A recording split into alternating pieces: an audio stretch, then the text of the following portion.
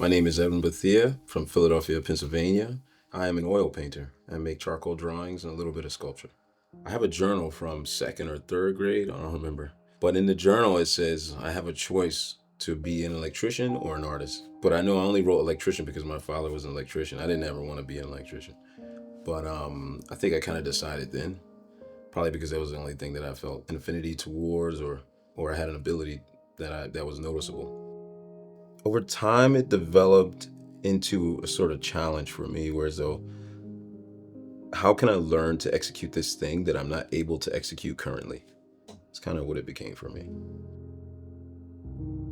What drives me to create is sort of it's a mixed bag of things depending on the day, depending on my interests for that day or that month or that year or whatever it may be. But it's generally a few different things. Whereas though, how can I slap people in the face? How can I express my interest in craftsmanship or the execution of or rendering of something? And how do I represent people whom I feel have lost their lives to put me in position? I would say I started this probably I think when starting a new project, it's important to have a clean two or space, three years ago. to have clarity in your mind, and be open to whatever that uh, project dictates. I experience euphoria when I'm working on a new project. Um, because again, it relates to the origin of why I began making art, which is the investigation of things, and everything is new, and everything's fresh and ready to be learned.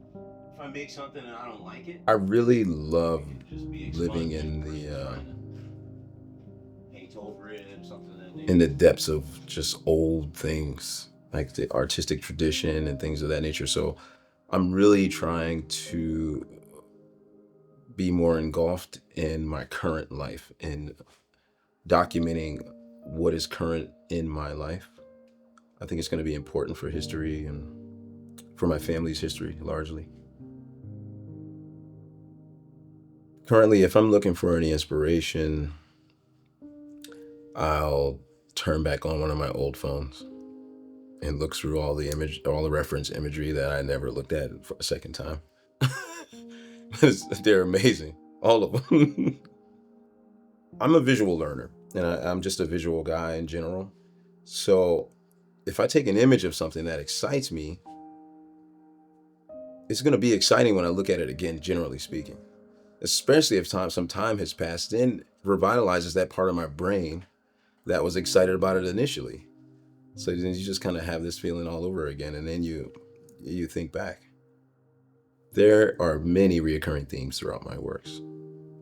Um, Flowers, or dried flowers, or living flowers, are a reoccurring theme in my work. Um, I think of them as sea creatures. They're sort of a memorial for memories, individuals, things of the past. This work is titled The Unattainable. It actually began probably 5 or 6 years before I had the concept for the figure, or the figure, I would say. With this piece in the back here, this dark piece of charcoal, came from another drawing. These two, the flower and this dark piece, came from a separate drawing that I had done maybe like 6 years prior. That was just hanging at the corner of the wall in my studio. Um, and I had been dragging around this stuffed bunny for quite a while. I had done other images of utilizing it, but yeah, I woke up one day and I was thinking of someone that I had lost very recently at that time, and sort of contemplating life, where as though you grasp this idea of happiness. You try to grasp this idea of happiness, which is represented by this flower. Um, and the more aggressive you are, the less you receive. But in the end, you always receive what you ask for, just not in a manner in which you thought it would present itself. So this is technically the same drawing, just fed through from the back, just cut out and fed through. Um, and the bunny is just sort of an individual walking through life trying to grasp happiness,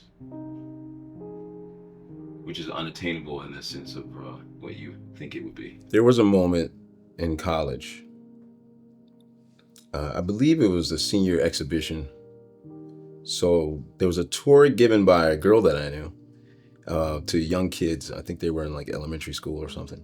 And I had a self-portrait in the exhibition. And a young girl on the tour went to the young lady who was giving the tour and said, "Oh, do you know this? Do you know this gentleman?" And she said, "Yes." She said, "Well, we have to get him some help." I was like, wow.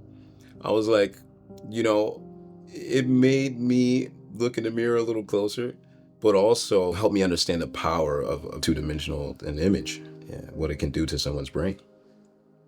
My biggest setback would arguably be the fact that I knew no matter what I did, I would be considered a black artist.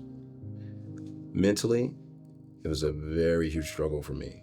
If you don't identify as a singular thing and you are classified as a singular thing, it gets to be pretty abusive.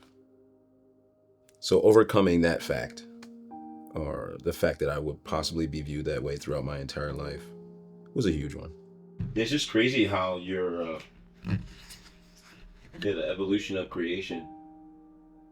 And when I look at this, the application of the paint here, I don't recognize it. I think vulnerability is just always an important attribute to have. There's an honesty in that that resonates in the work. Oftentimes for me, stepping out of my comfort zone introduces me to materials. I do a lot of experimentation and exploration when I make things. It's just, I don't think it resonates visually to most people. When an individual walks up to a painting, they have to spend a lot of time to get into the nuance and the brushstrokes and the color choices and things of that nature.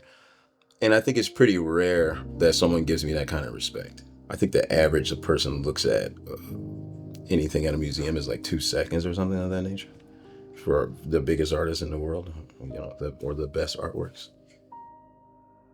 If I had to give some advice to an aspiring artist, I would probably say don't do it. It's a good life. I mean, if you can figure it out, it's a good life. It's not unlike any other thing.